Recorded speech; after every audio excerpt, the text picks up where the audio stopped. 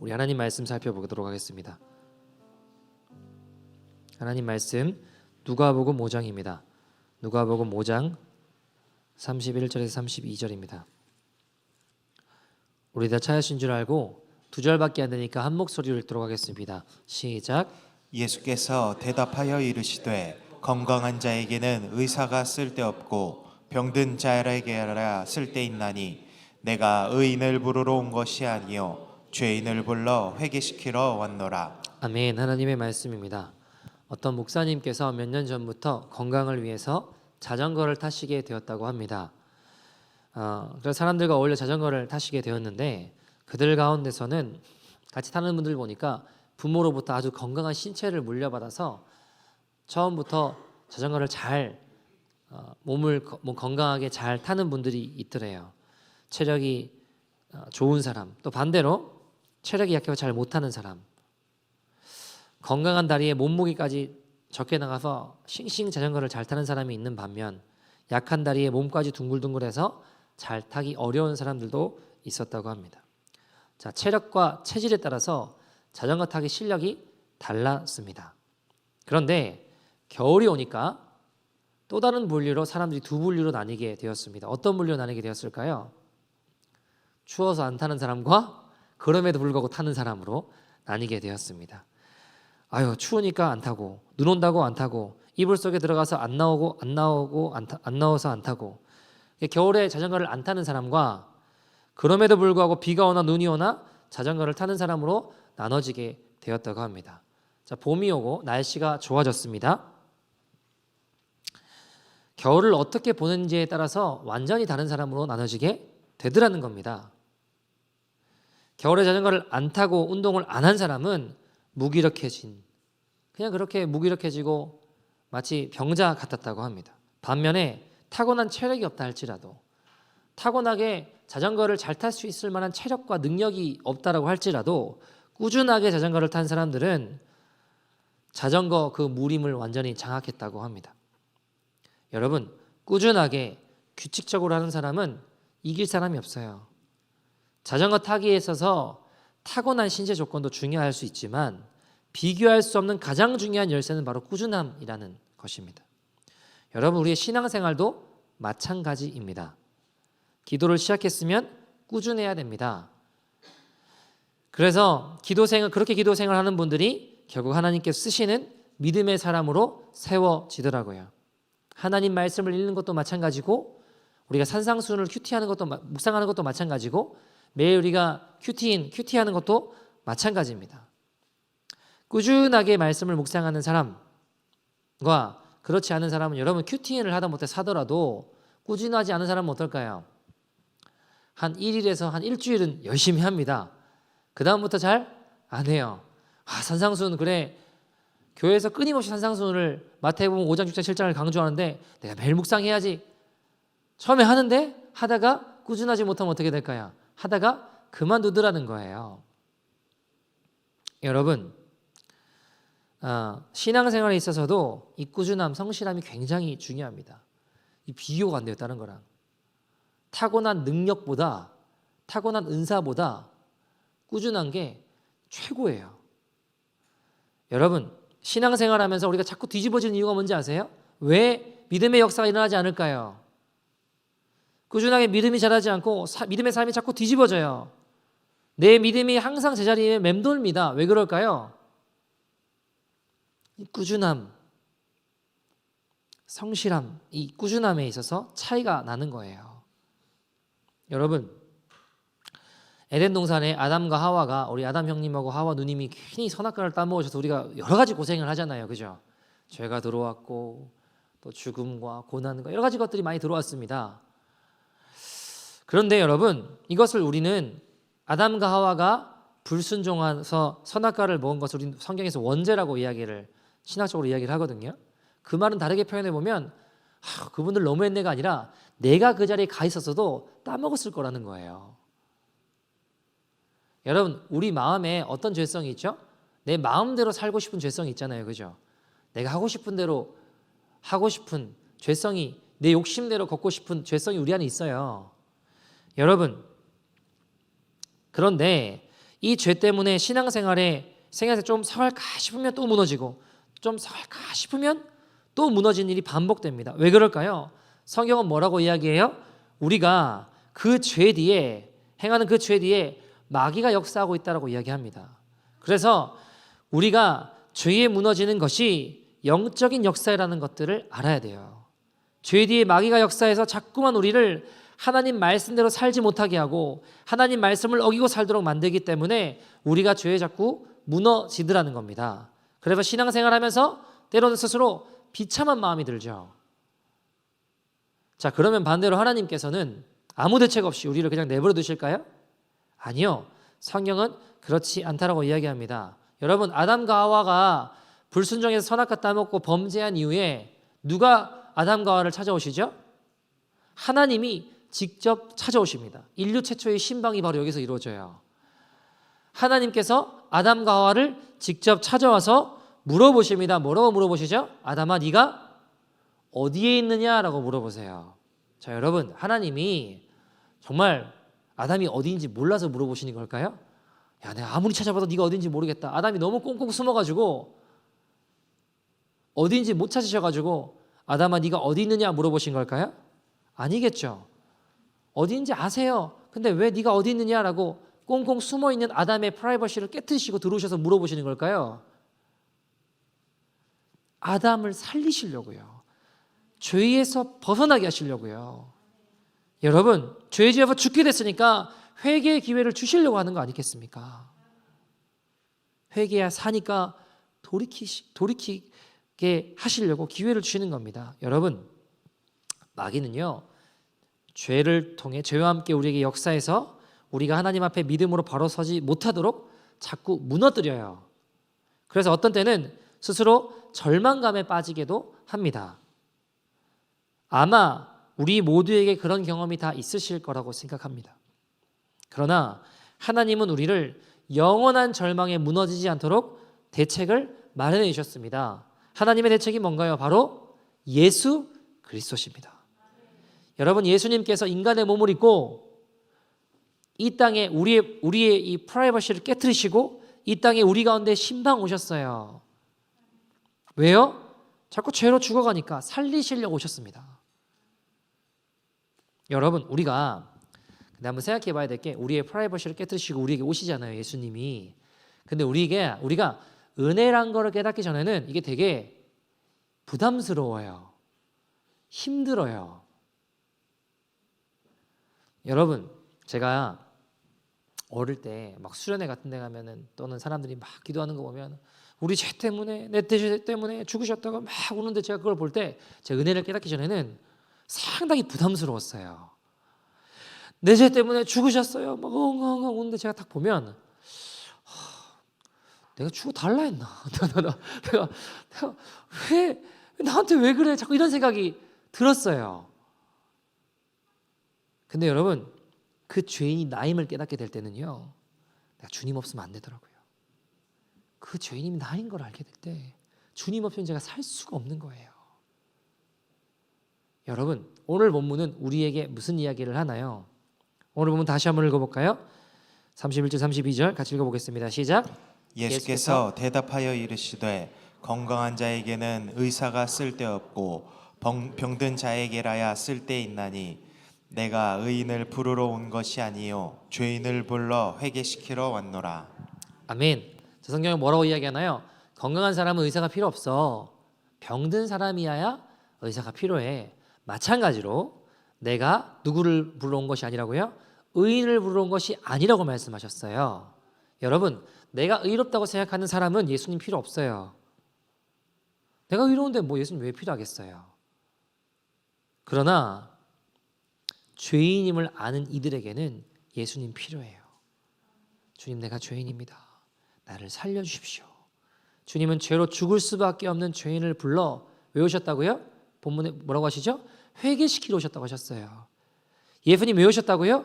회개시키려고 오셨다고 성경은 이야기합니다. 여러분, 우리 교회에서 가장 많이 강조하는 게 뭐예요? 회개입니다. 예수님 오신 목적도 우리를 회개시키기 위해 오셨는데 그럼 우리가 뭘 해야겠습니까? 회개입니다. 회개만이 우리를 살립니다. 예수님 오신 목적입니다. 죄인을 회개시키는 것. 근데 여러분, 내가 죄인인 줄 모르고 내가 의롭다고 생각하는 사람은 주님과 상관없는 자라고 말씀하시는 거예요. 여러분, 우리 오늘 이 예배의 목적도 회개해야 됩니다. 회개라서 여러분, 회개하지 않고 어떻게 하나님께 영광을 올릴 수 있겠습니까? 그렇게 하나님께 돌아가는 것, 주의 영광 안에 거하는 것, 아버지 품으로 탕자처럼 돌아가는 것. 여러분, 우리 안에 도무지 해결되지 않는 죄 한두 가지 다 있으시죠. 하나님 앞에 끊임없이 회개하고 또 회개하는 죄가 있으실 겁니다. 아니, 다른 사람은 잘 이기는 것 같은데 나는 왜 이럴까? 나는 유난히 그 문제에 넘어지는 죄가 있을 수 있습니다. 어떤 사람은 정욕에 쉽게 무너지고, 어떤 사람은 욕심 때문에 쉽게 무너지고, 어떤 사람은 교만 때문에 쉽게 무너지고, 어떤 사람은 혈기 때문에 쉽게 무너지고, 사람마다 무너지는 죄가 달리 있을 수 있습니다. 어떻게 이길 수 있을까요? 바로 한 가지 방법만 말해간다면 바로 예수 그리스도입니다. 여러분, 예수님은 죄로 무너지는 상황에서 우리를 온전히 건져주시려고, 승리케 하시려고 우리 안에 신방 오셨습니다. 그래서 여러분, 그 예수님을 알면 알수록 죄를 이기게 됩니다. 그러나 내 안에 계신 예수님 잘 모르면 어떻게 될까요? 우리는 끊임없이 죄에 무너지고 또 무너지고 좌절하는 삶을 살게 됩니다. 여러분, 오늘 우리가 함께 반복해서 짓는 죄의 습관적인 이 죄를 예수님과 함께 어떻게 이길 수 있는지 분명히 알고 경험하는 시간 되기를 소원합니다. 여러분, 예수님이 우리 안에 계시다는 걸 알게 되면요, 그 죄로 말미암아 예수님이 근심하신다는 것을 알게 되고 느끼게 돼요. 여러분, 자 보세요. 예수님이 우리 안에 신방 오셨어요. 우리가 예수님 믿게 됐어요. 우리 안에 예수님 계세요. 그러면 우리가 죄를 지을 때 우리 안에 계신 누구도 근심하게 되시는 거예요? 예수님이 근심하게 되신다고요. 예수님 우리 안에 계시니까 그 예수님의 근심을 우리도 느끼게 되는 겁니다. 에베소서 4장 30절에 보면 뭐라고 이야기하죠? 하나님의 성령을 근심하게 하지 말라. 그 안에서 너희가 구원의 날까지 인치심을 받았다. 자 보세요. 성령님이 근심하실 수 있다는 거예요. 그죠? 그러니까 예수님이 내 안에 신방 오신 것을 우리가 무엇으로 알 수 있느냐? 예수님의 근심을 나도 느끼게 된다는 거예요. 고린도후서 7장 10절 보시면 근심에 두 가지 종류가 있다고 해요. 하나님 뜻대로 하는 근심, 또 뭐 있다고 하죠? 세상 근심이 있다고 합니다. 자, 하나님 뜻대로 하는 근심은 어떻대요? 하나님 뜻대로 하는 근심은 뭐라고 이야기하죠? 후회할 것이 없는 구원에 이르게 하는 뭐를 이룬다고요? 회개를 이룬다고 성경이 이야기해요. 우리 안에 계시는 예수님께서 내가 죄 짓는 것을 보면서 하시는 그 근심을 이야기합니다. 그 근심을 느끼기 시작하면 우리는 회개에 이르게 되고 구원을 얻게 된다고 성경은 이야기합니다. 또 반대로 어떤 근심이 있어요? 세상 근심. 그건 뭐라고 하죠? 사망을 이룬다. 우리 삶을 망하게 한다는 겁니다. 자, 여러분, 마찬가지로 우리 안에도 두 가지 종류의 근심이 같이 있겠죠. 두 가지 종류의 근심이 있을 수 있습니다. 하나님 뜻대로 하는 근심, 또 하나는요, 사망에 이르는 세상 근심. 여러분, 세상 근심은 주님께 맡겨드리면 돼요. 주님께 맡겨야 됩니다. 그리고 하나님 뜻대로 하는 근심은 성령님께서 하시는 근심이기 때문에 그 근심을 놓치면 안 돼요. 여러분, 성령님께서 하시는 근심을 느끼기 시작하는 게 바로 뭐냐? 예수님 만나는 거예요. 예수님 내 안에 계시기 때문에 하는 근심이라고요. 우리 마음에 이런 생각 드실 때 있죠? 내가 이렇게 살면 안 되는데, 내가 왜 이러지? 내가 이렇게 걸어가면 안 되는데. 이런 생각이 드는 게 뭐냐? 예수님 만나는 시간이라는 겁니다. 예수님 우리 마음에 계시기 때문에 그 예수님의 근심을 느낀다는 것이죠.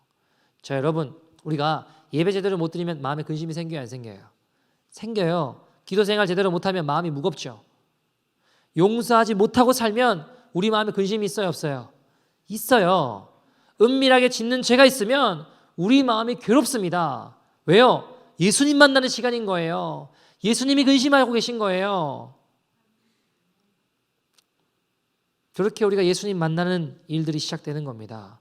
예수님이 내 안에 계셔서 안타까워하시고 마음 아파하시죠.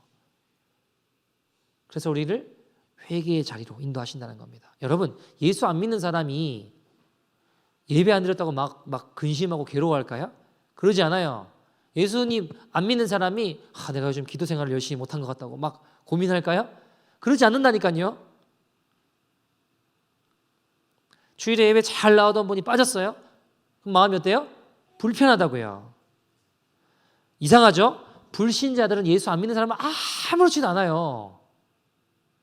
근데 늘 기도하던 사람이 기도 안 하면 마음이 불편합니다. 내 마음이 단지 불편한 게 아니고요. 그냥 내가 그냥 이상하게 마음이 불편하다. 영적인 분별이 아직 없는 거예요. 성령님께서 근심하시는 겁니다. 그 말은 예수님 만나는 시간이라는 거예요. 여러분, 예수님이 우리의 프라이버시들을 깨트리시고 우리에게 신방 오셨어요. 그러면 우리가 이제 누구랑 함께 살아요? 예수님과 함께 살아요? 여러분, 예수님 모시고 사는 게 행복해요? 불편해요? 예수님 모시고 사는 게 얼마나 어렵습니까? 예수님 모시고 사시느라 고생 많으십니다. 옆 사람과 한번 인사해 볼까요? 여러분,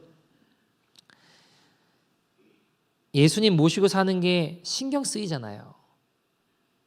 화가 나도 화 한 번 제대로 못 내고, 욕심 생겨도 욕심도 못 부리고, 부부싸움도 제대로 한 번 하지 못하고, 휴가 떠난다고 해서 예수님이 벗어날 수 있습니까? 예수님? 휴가도 같이 가세요. 따라오세요. 우리가 잘못된 길을 가도 거기도 같이 계시고, 그러니까 생각해보면 이 보통 불편한 일이 아닐 수 있어요. 예수님 모시고 산다고 생각하면 정말 부담스러운 일일 수 있죠. 근데 여러분 한번 생각해 보세요. 마귀가 우는 사자처럼 삼킬자를 우리를 죽이려고, 우리를 죄로, 우리를 멸망으로, 우리를 사망으로 끌고 가려고 우는 사자처럼 두루다니며 삼킬자를 찾는다고요. 집요하게 역사한다고요. 아주 길목에서 삼키려고 훔치려고 들고 있어요. 여러분, 이렇게 한번 생각해 봅시다. 누군가가 여러분을 또 저를 누군가가 우리를 흉기를 들고 죽이려고 벼르고 있어요. 숨어 있어요. 근데 문제는 어디에 숨어 있는지를 몰라요. 어디서 튀어나올지를 몰라요. 자, 그러면 여러분 예배 끝나고 밖에 나갈 때 두려우세요? 기쁘세요? 두렵잖아요. 왜요? 그 흉기를 든 사람이 언제 어디서 나와서 나를 죽이려고 한다라고 하면 어딘지 알면 좀 나을 수 있겠죠. 근데 어딘지를 모르면 뒤에서 갑자기 나와서 칼에 찔릴 수도 있고 그럴 수 있잖아요. 그럼 얼마나 두렵겠습니까? 근데 우리가 딱 나갈 때 경찰관이 옆에 딱 붙어가지고 우리를 보호해줘요. 그러면 얼마나 든든하겠습니까? 여러분, 사실요, 사람과 동행한다고 하는 건 신경 써야 될 일들이 많아요, 적어요. 많아요. 불편한 일입니다. 근데 지금 상황이 달라요. 누군가 지금 나를 죽이려고 어디선가 나를 지켜보고 있어요. 어디서 갑자기 들이닥칠지를 몰라요. 그런 위기 상황이라면 나를 지켜주는 사람이 옆에 있다라고 하는 게 얼마나 든든하고 내 마음이 편안해지는 건지 모르겠습니다. 여러분, 예수님께서 왜 우리와 같이 계시죠?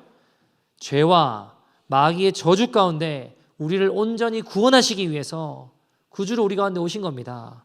여러분, 내 인생과 우리가 사는 이 세상 영적으로 얼마나 위험한 가운데 있는지 몰라요. 근데 그걸 보지 못하는 사람은, 즉 영적인 눈이 가려져 있는 사람은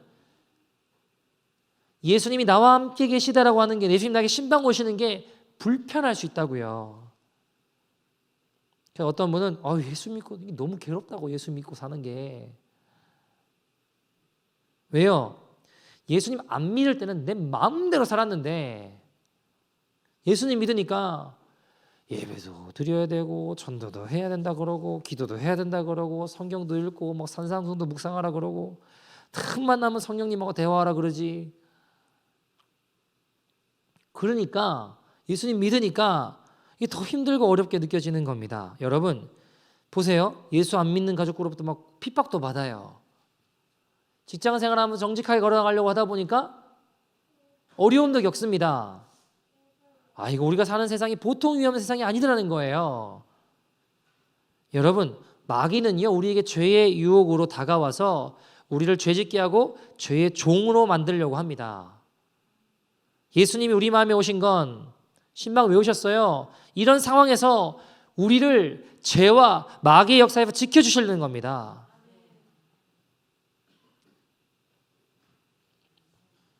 그래서 여러분, 우리가 죄의 유혹을 받고 또 죄를 짓게 될 때 우리 마음 가운데 근심이 일어나요. 성령의 근심, 예수님의 근심. 그거는요, 예수님께서 나에게 그 죄에 대하여 깨닫게 해주시는 사인이에요.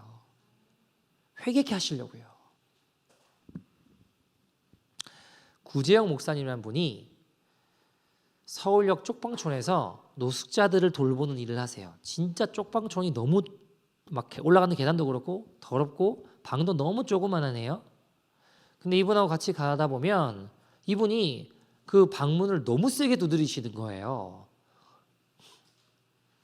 막 쾅쾅쾅 하는데 이거 좀 너무 심했다 이런 생각이, 아니 이분들 안에 계신 분들 또 프라이버시도 있고 또 이래 안에 계신 분들 입장도 있을 텐데 이렇게 소리를 지르고 문을 세게 두드리시나 라는 생각이 드는 그때 구재영 목사님 울면서 이렇게 대답하셨어요. 목사님, 지난주도 2명이나 죽었어요. 두드리지 않아서 죽었다라는 거예요. 싫어해도 크게 두드리고 그렇게 해서도 안 되면 때론 그 문을 깨트리고 그 프라이버시 깨트리고 들어가서 먹이고 치유하면 살 수 있는데 살았을 텐데 그렇게 죽었다고 우시면서 말씀하시는 거예요. 여러분, 예수님은 어쩌면 우리가 불편해하는 것을 알지만 그래도 두드려서 그 문을 열고 그 문을 깨트리시고서라도 하나님 멀리하고 있는 우리를 구원하시러 들어오셨습니다. 회개케 해 구원하시려고, 우리를 살리시려고. 여러분, 박효진 장로님이란 분 아시죠? 교도소 교도관으로 일하시고 지금은 은퇴하신 걸로 아는데 원래 이분이 교회 다니시면서도 술 담배도 하시고 교도관에 대해서도 아주 인정이 없는 무서운 교도관이었다고 합니다. 그 별명이 지옥에 간 박주임이라는 별명을 가진 분이셨대요. 이분 마음에 이런 생각이 있었어요. 죄 짓고 온 사람들, 감옥 생활하는 사람들 인간 취급도 안 했대요. 인간 취급도, 저런 사람은 동정할 가치도 없다, 인간 벌레다, 이런 생각을 가지고 죄값 톡톡히 내가 치르게 해주겠다, 이런 생각 가지고 살았다고요. 근데 어느 날 박효진 장로님 아내분이 이덕진 집사님이라는 분을 소개해 주면서 한번 만나보라고 하는데 이분이 영적으로 좀 맑고 은사가 좀 있는 분이셨어요. 그래서 이분 만나고 나면 사람들이 막 회개하게 되고 주님께로 돌아온 역사가 일어난다고 하니까 한번 만나보러 강권하는 거예요. 등 떠밀려서 한번 만나기로 했어요. 근데 이분이 심령도 꿰뚫어보고 은사도 있다고 하니까 내가 뻔히 담배 피는 걸 알겠다 싶어서 먼저 질문을 준비해 갔대요. 성경에 담배 피지 말라는 말이 어디 있습니까? 있으면 나한테 보여주십시오. 그렇게 이야기를 했대요.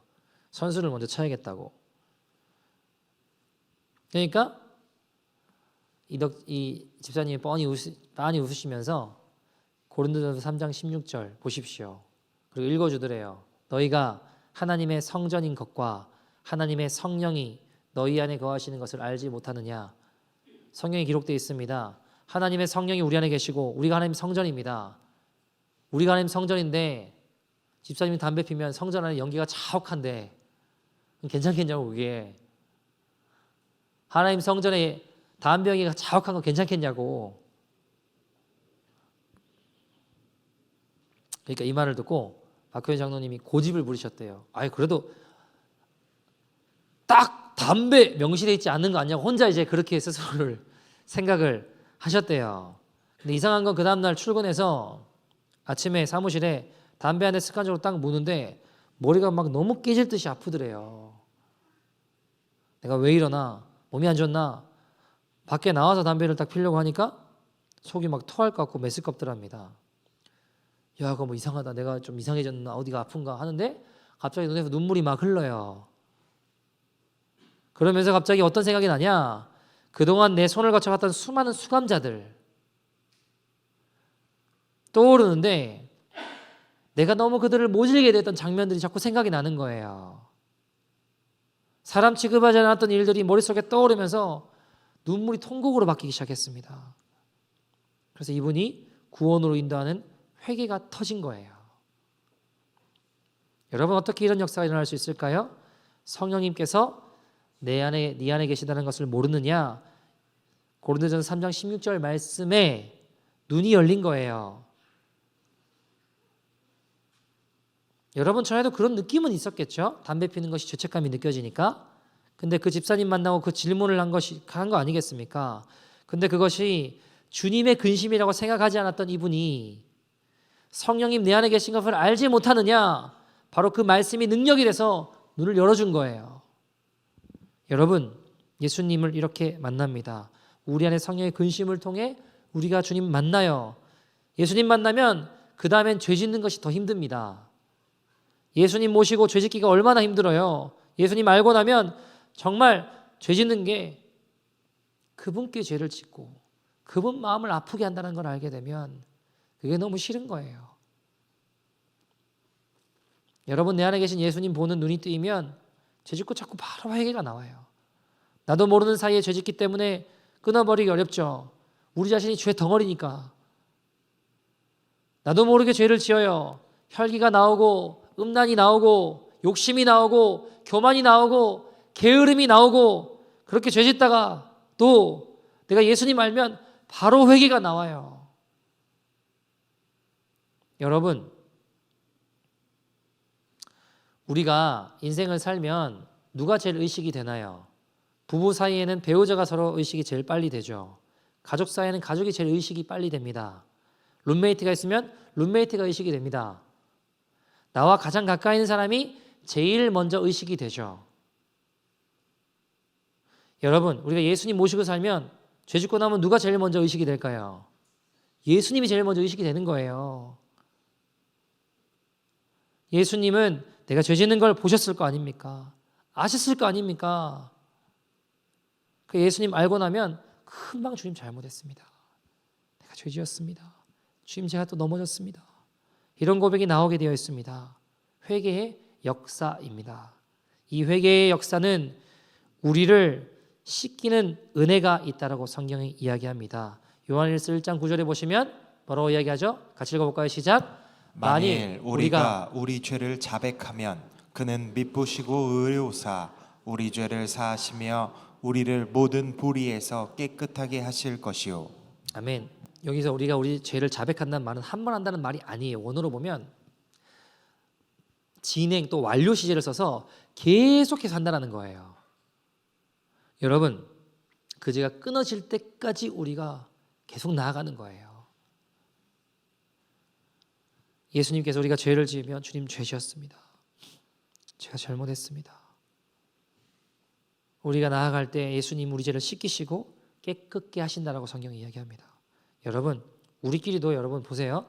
잘못한 사람이 와서 내가 정말 잘못했다고 용서해달라고 그러는데 계속 막 화내실 거예요? 사람끼리도요. 정말 잘못한 걸 알고 와서 용서를 구하고 사과를 하면 더 이상 잘 묻지 않는다고요. 근데 하나님 앞에도 우리가 마찬가지라는 거예요. 예수님 사이에 더 말할 것이 있겠습니까? 우리 죄를 때문에 십자가에 달려 보배로운 피를 흘리고 죽으신 예수님인데요. 예수님은 우리를 회개케 하십니다. 그래서 즉시 회개하는 역사를 보면 아, 이분이 예수님을 아는구나 라는 걸 알 수 있어요. 죄를 짓고도 바로 회개하지 못하는 사람은 아직도 예수님을 모르는 거예요. 남편과 아내에게는 회개했지만 주님께는 회개하지 못하고 살아가는 사람이 있을 수 있습니다. 여러분, 우리가 제일 먼저 주님께 회개해야 됩니다. 왜요? 내 안에 누가 계시니까요? 예수님 계시니까. 여러분, 그래서 회개는 아무리 강조해도 지나침이 없습니다. 한 얘기를 말씀을 좀 마치죠. 예전에 제가 한국에 있을 때 마가의 다락방이라는 곳에서 지냈어요. 거기에 기도원이었는데 이제 교회가 개척이 됐습니다. 그때 저희가 다 전도사였는데 한 교인들이 처음에 한 30여 명 정도 모여서 같이 예배를 드렸어요. 근데 그때 그 성도님들 중에 한 분이 되게 왜소한 성도님 한 분이 주방에 가면 열심히 일을 하시더라고요. 저분은 누굴까 하고 인사도 하고 이렇게 좀 챙겨드리기도 하고 했는데 이광진 목사가 그분이 마음에 좀 걸렸는가 봐요. 아, 내가 가서 좀 잘 챙겨드려야겠다. 그래서 가서 물어봤어요. 어디서 일하세요? 하니까 왕십리에서 일하신대요. 그래서 저희가 신약 대학원을 다닐 때니까 학교를 오가면서 한번 그분 일하시는 곳으로 찾아가 봐야겠다고 찾아갔습니다. 가서 보니까 아주 조그만한 사무실에 추운 겨울이었는데 난로 하나 없이 거기에 미신기 하나 그 책상 위에 딱 있고 그 옆에는 낡은 소파가 하나 있었어요. 근데 그 움푹 패여 있었습니다. 보니까 이분이 그 조그만한 소파에 쭈그리고 주무시는 거예요. 거기 일하시는 거예요. 거기서 하시는 거예요. 마음이 너무 아팠습니다. 그래서 얼른 근처 마트에 가서 조그만한 난로를 하나 사서 설치해드리고 돌아왔는데 이분이 굉장히 고마우셨는가 봐요. 종종 이광진 목사님에게 기도 제목을 물으시고 내가 전도사님의 꼭 기도하겠다고 하셨어요. 그래서 이분과 이렇게 교제를 하다가 저는 캐나다로 오게 되고 이광진 목사는 필그림 교회가 세워지게 되면서 글로 이제 가게 됐어요. 그래서 이분하고 소식이 끊어지게 됐어요. 몇 년 시간이 흘렀습니다. 그러다가 산에서 이광진 목사가 기도를 하는데 갑자기 이분 생각이 나서 이분 기도가 막 나오더래요. 이상하다 싶어서 기도 끝나고 내려와서 이분을 좀 알만한 성도님들께 물어보기 시작했어요. 이 성도님 어디 계시냐? 뭐 하시냐? 어떻게 지내시냐? 근데 이분을 아는 그 친구 어떤 성도님이 이렇게 이야기하시는 거예요. 그분 알죠? 목사님 어떡합니까? 그 성도님 말기 암이래요. 알고 보니까 이분이 유방암부터 시작해서 다 퍼진 거예요. 온몸에 다 퍼진 거예요. 너무 속상한 마음이 들었어요. 그래서 이분 어디 사시냐 하니까 이분이 최근에 마가의 다락방 근처로 이사 오셨대요. 저기 쪽방 같은데 저기 어디 사신대요.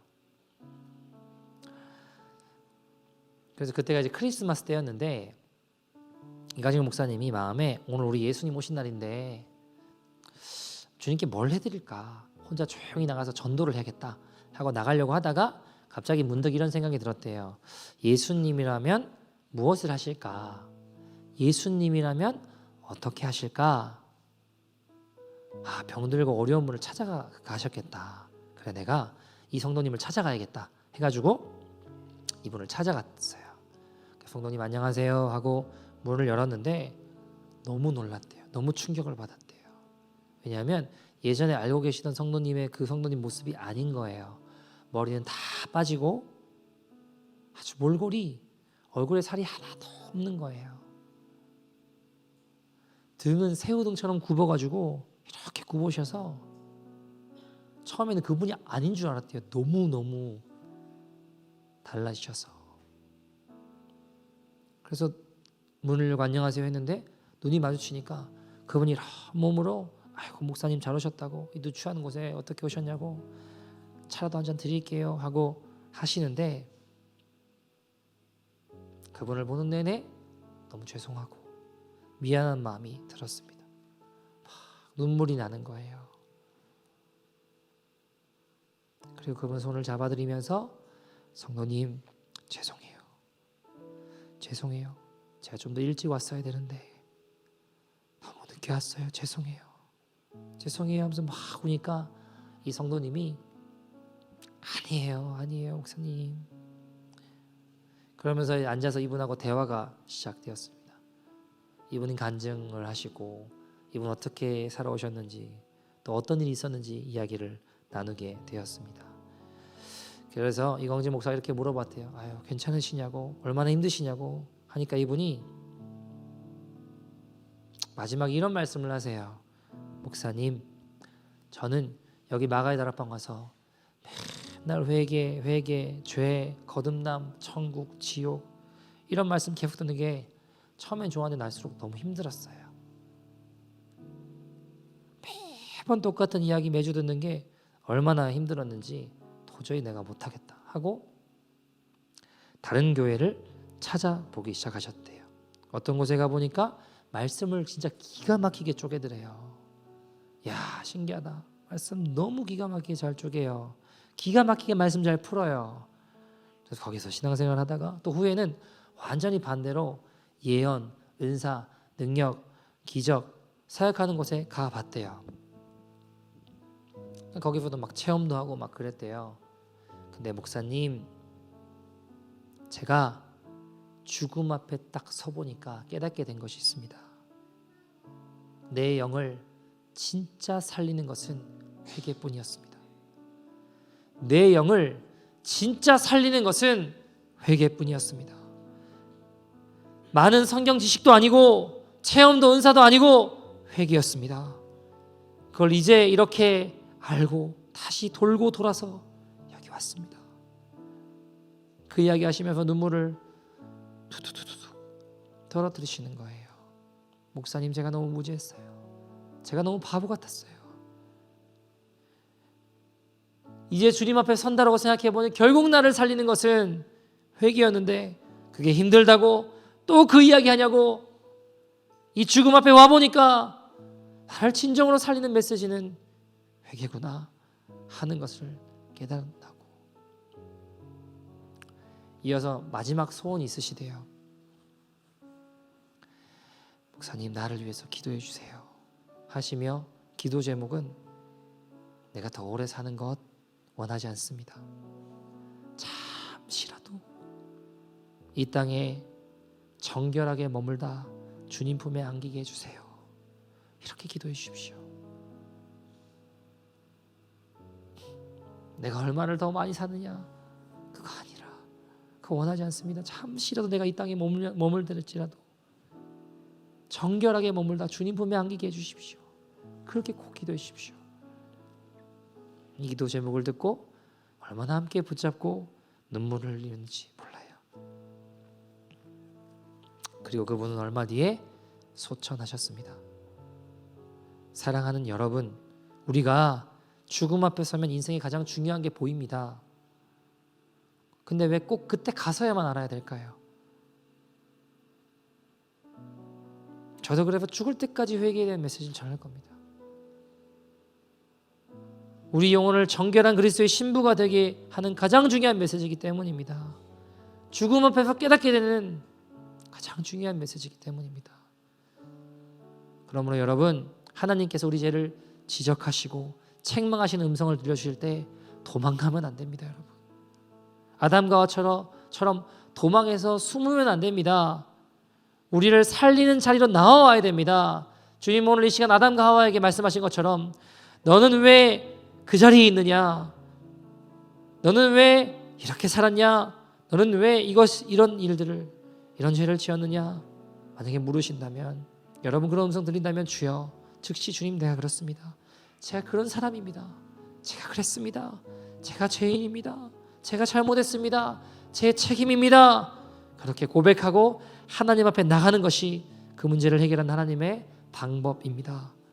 그럼 반드시 주님은 우리가 자백함으로 우리 죄를 씻으시고 우리를 다시 세우십니다. 믿음으로 승리케 하십니다. 여러분, 전도하다 보면요, 그런 분들 계세요. 죄가 너무 많아 교회 못 나가겠다고. 근데 뭘까 잘못 이해한 거예요. 여러분, 하나님은 절대로 우리를 죄로 멸하시기에 부르신 것이 아닙니다. 회개케 하시려고 오셨다고 하셨잖아요. 내가 죄인을 불러 회개시키러 왔다. 그 부끄러움에서, 그 죄의 부끄러움에서 우리를 근본적으로 치유하시고 회복시키시려고 부르시는 겁니다. 여러분, 제가 회심을 처음 경험할 때 말할 수 없는 부끄러운 제 자신의 모습이 필름처럼 지나갔어요. 너무너무 부끄러워서 밤새 울며 회개했습니다. 바닥을 뒹굴렀습니다. 근데 이상하게 제 마음속에 오늘 특별한 날이구나. 하나님께서 나를 아주 버리시지 않으셨구나. 하나님 나를 이렇게 미친 사람처럼 구르게 하실 정도로 회개케 하시니 하나님 나를 향한 기대도 아직 가지고 계시는구나. 그런 마음의 설레임도 일어나더라고요. 여러분, 깨닫고 보면 성령님의 책망은 축복입니다.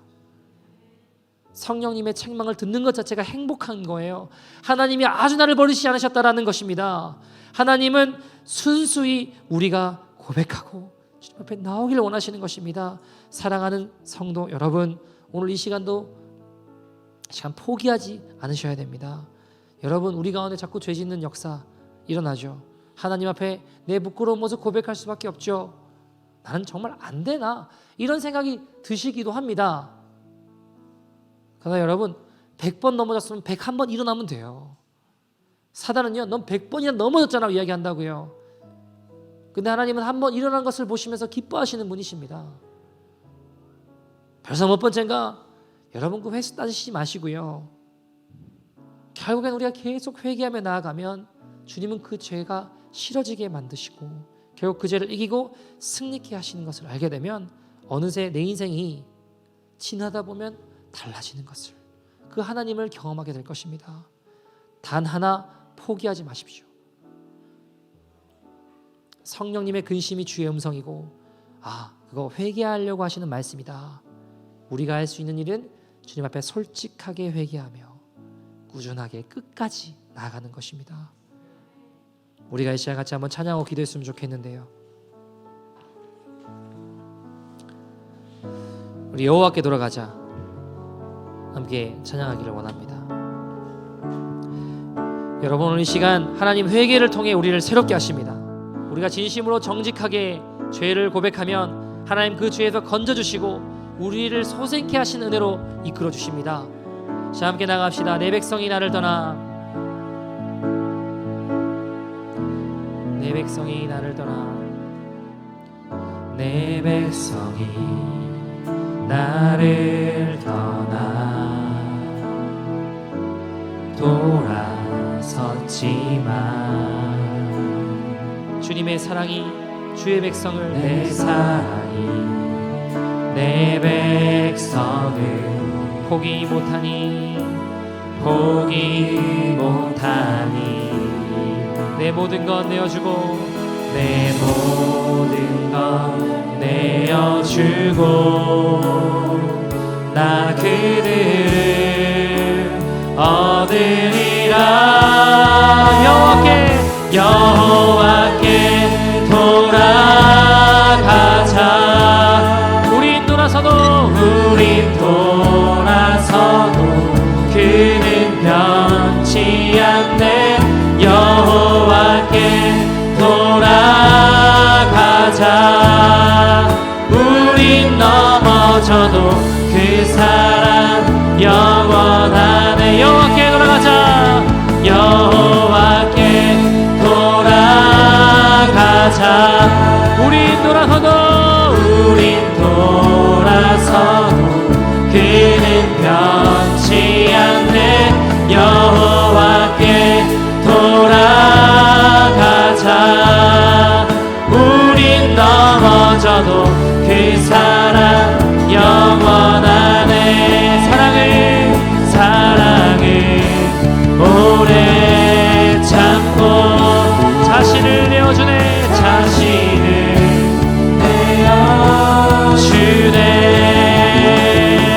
서로 사랑할 때 세상은 주보내.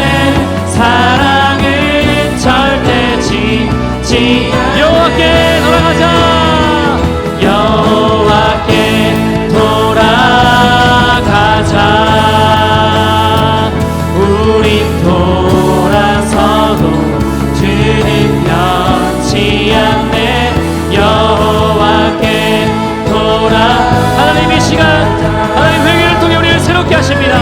우리가 진심으로 죄를 정직하게 고백하며 하나님 그 죄에서 우리를 건지시고 소생케 하는 은혜를 허락하여 주십니다. 주여, 우리 가운데 회개의 은혜를 끝까지 하나님 끝까지 포기하지 아니하며 주님 앞에 회개하는 주의 백성 되게 하여 주시옵소서. 내 안에 계신 성령님 성령의 근심을 느끼고 주님 매일 만나는 믿음의 인생 되게 하여 주시옵소서. 우리 다 같이 주님을 부르고 동서로 기도합니다. 주여